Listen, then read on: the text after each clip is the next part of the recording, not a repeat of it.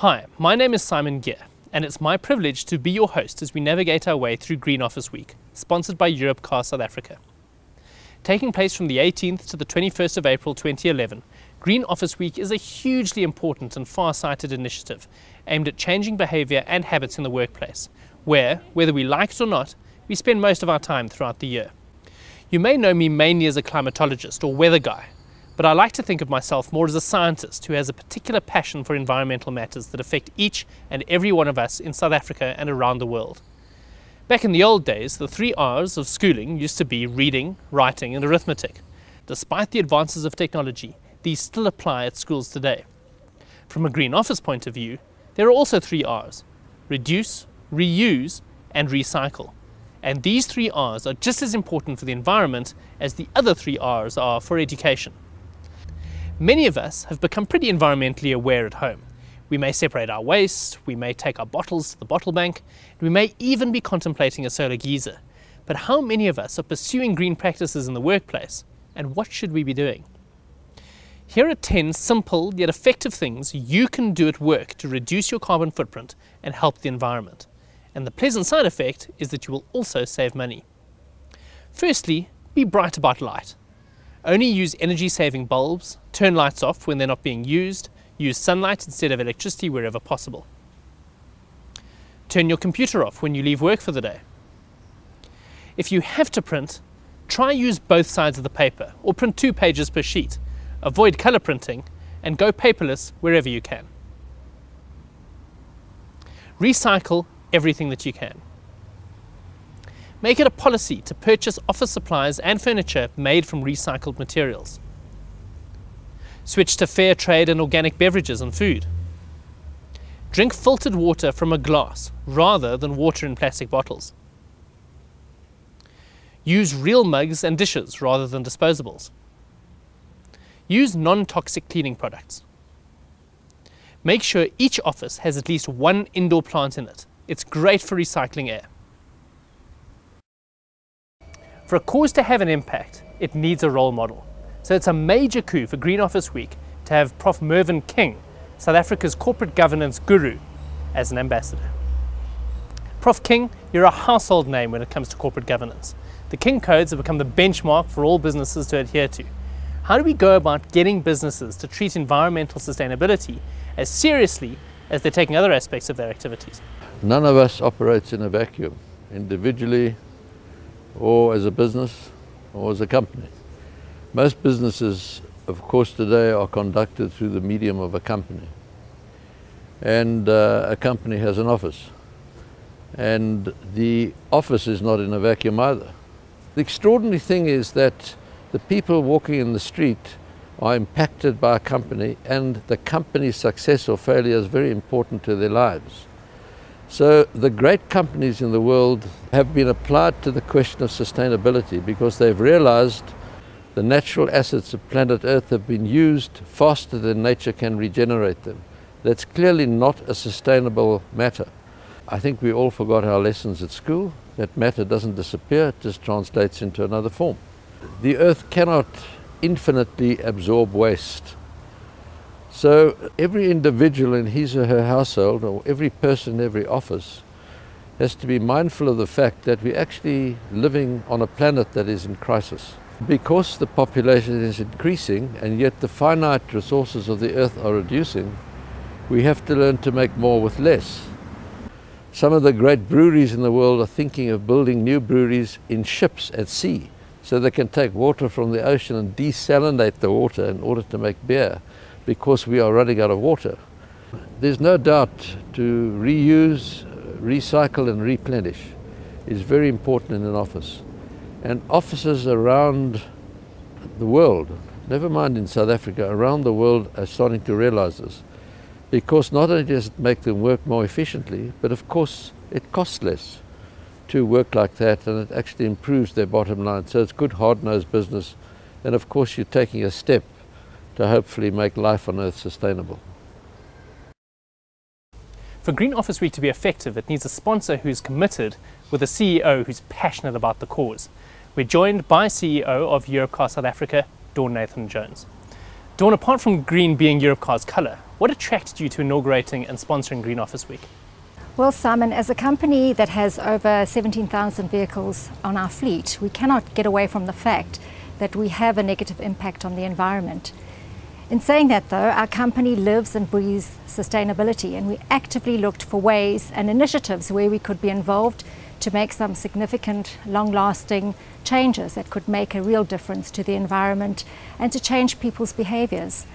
I would certainly encourage other CEOs and business leaders to get personally involved in the green revolution, and I'd be more than happy to share our learnings and experiences with them.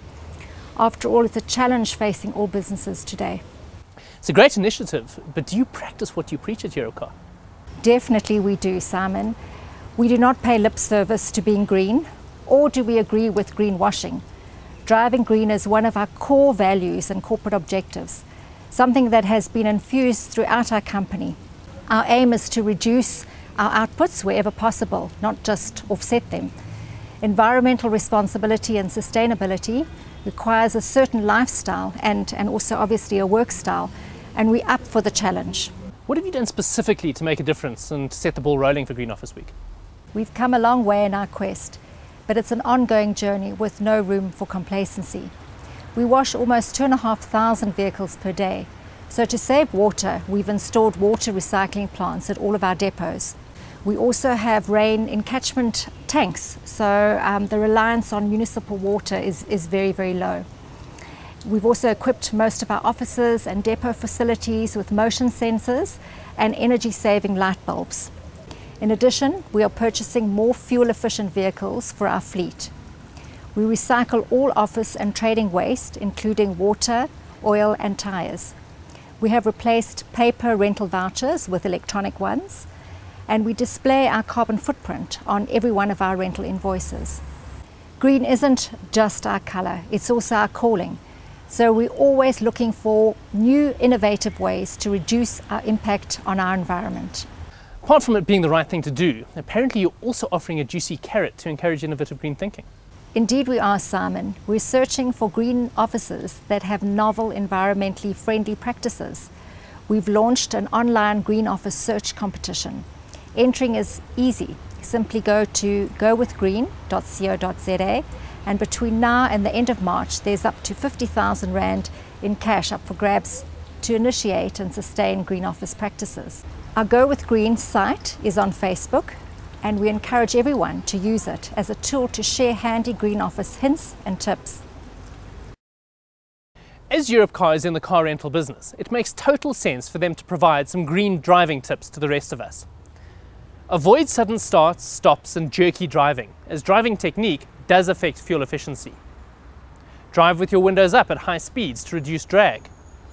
Maintain air pressure in your tyres. Underinflated tyres create more rolling resistance, and apart from being unsafe, it makes the vehicle heavier on fuel.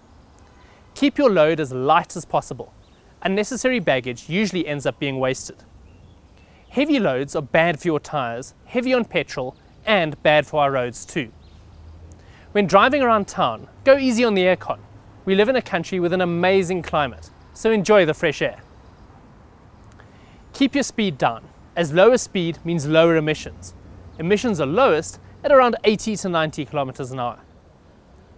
Have your car serviced regularly to maintain energy efficiency. We're all aware of green issues, but how does one go about identifying green practices and setting up green policies within the work environment? Helping us to unpack this is Hubert Brody, CEO of Imperial Holdings. Hubert, what tips can you give to managers in terms of implementing green policy in the workplace? Simon, fortunately it's not actually that difficult, because good green, environmentally friendly policies are generally also good for the business, you know. So it's not that difficult to also get business people's attention to these kind of initiatives. But what you have to do as a senior management of a business, you really have to be in it and really believe in it. And that you do by thinking properly about your business and thinking about all the interactions that your business have with the environment and all the key touch points. And in that process you also start understanding the issues as a top team much better. And so the passion can come from the top.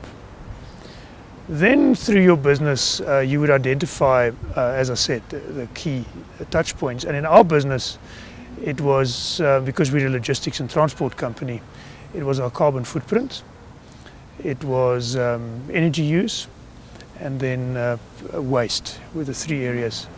And we then looked in our different businesses and identified what our baseline footprint is in all of these particular areas. And therefore you need measurement systems. There's a bit of sophistication as well, so that you can later on measure your progress. So you know what your baseline is, and then determine what are realistic targets. How much can you actually improve on this baseline within particular time frames? And and then comes the rub, because then you need energy and particular initiatives to close the gaps. Mm-hmm. And you need to identify particular projects which your staff believe is doable, but they also believe that there is enough adequate time to do together with the more traditional business initiatives, and drive those projects. And at the same time, from the top of the business, the awareness and the passion needs to be driven by management all the time. So you see the impacts of Green Office Week moving right beyond the week and becoming something that businesses will carry forward into the future? Absolutely. I mean, if a business is serious about sustainability, this is a continuous process, and it will be a reality in any business as far as you can see. It's a long-term thing. Fortunately, it's also fun. People do get passionate about it. It's financially good for the bottom line, mm-hmm. and it ensures the future for our kids. Excellent. Well, there you have it. With Europcar firmly in the driver's seat, it looks like Green Office Week will be a great success. Do your business and the environment a favour and get involved. Visit gowithgreen.co.za and you'll get handy green hints and tips to help you on your way. And if you enter your initiatives into the Green Office Week Greenest Office search, there's up to 50,000 Rand in cash prizes to further sustain your green practices. Remember, there's only one way to go, so go with green.